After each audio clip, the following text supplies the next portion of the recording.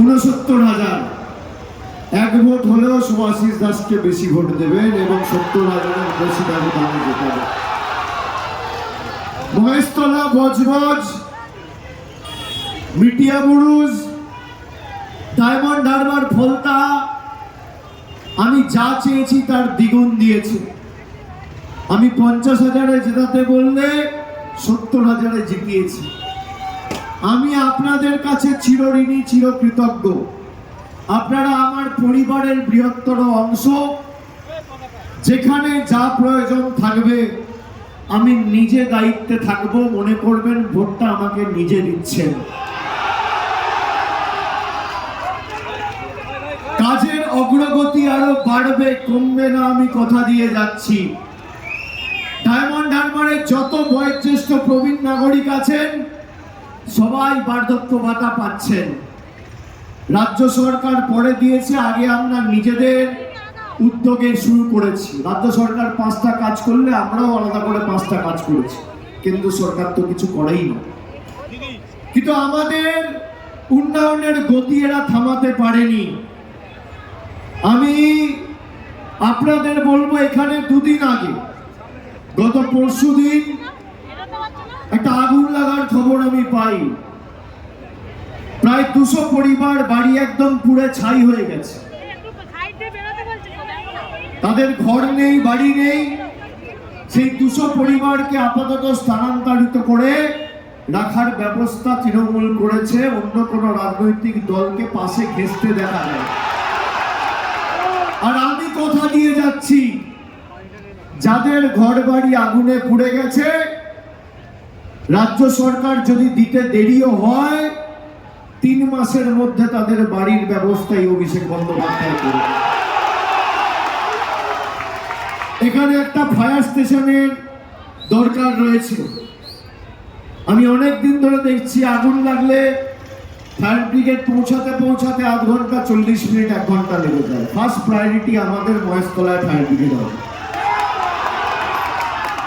বাকি যে কাজ চলছে সে তো চলছে, রাস্তাঘাট, জল কলের রাস্তা কাজ চলছে। ফায়ার ব্রিগেড আগে হবে। বৈচিত্র্যের মধ্যে একতার মূল মন্ত্রের উদাহরণ হচ্ছে এই ডায়মন্ড হারবার লোকসভা। আমরা দুর্গাপুজোর সময় পুজো কমিটিগুলোকে যেমন রাজ্য সরকার সাহায্য করে, দলের তরফ থেকে আমরা আমাদের সামর্থ্য অনুযায়ী সাহায্য সহযোগিতা করি। পবিত্র রমজান মাসে ঈদের সময় মসজিদ কমিটিগুলোকে আলাদাভাবে সাহায্য করা হয়।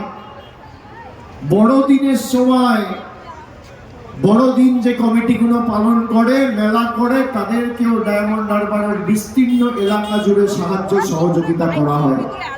এটাই তো বাংলার সাম্প্রদায়িক সম্প্রীতি। নানা ভাষা, নানা মত, নানা পরিধান, বিবিধের মাঝে দেখো মিলন মহান। আমি ভুলেই গেছিলাম এখানে বিজেপির কে প্রার্থী হয়েছে।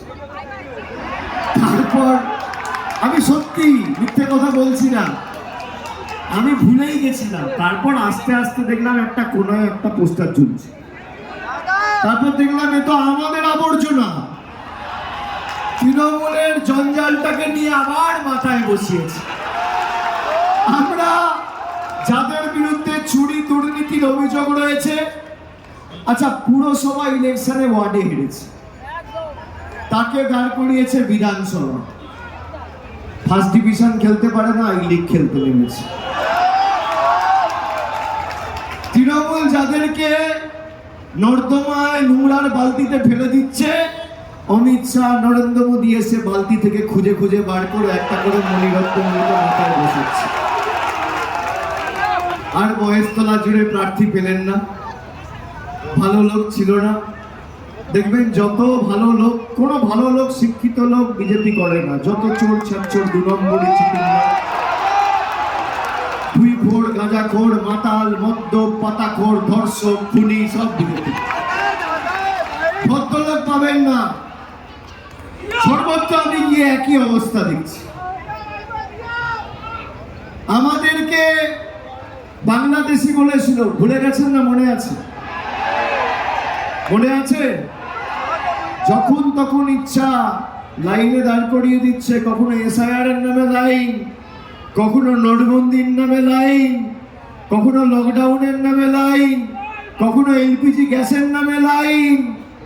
দেশের প্রধানমন্ত্রী মানুষকে লাইনে দাঁড় করাতে খুব ভালোবাসেন, তাই লাইনে দাঁড়িয়ে যাদেরকে হেনস্থা করেছে উত্তরটা 29 তারিখ লাইনে দাঁড়িয়েই দিতে হবে। কষ্ট হলেও, গরম বৃষ্টি ঝড় ঝড় হলেও লাইনে দাঁড়িয়ে দিতে হবে। যারা আমাদের বাংলাদেশি বলেছে, বাংলায় কথা বলি বলে বাঙালির অপরাধ, আমরা মাছ খাই বলে আমাদের দেশের প্রধানমন্ত্রী মুঘল বলেছে,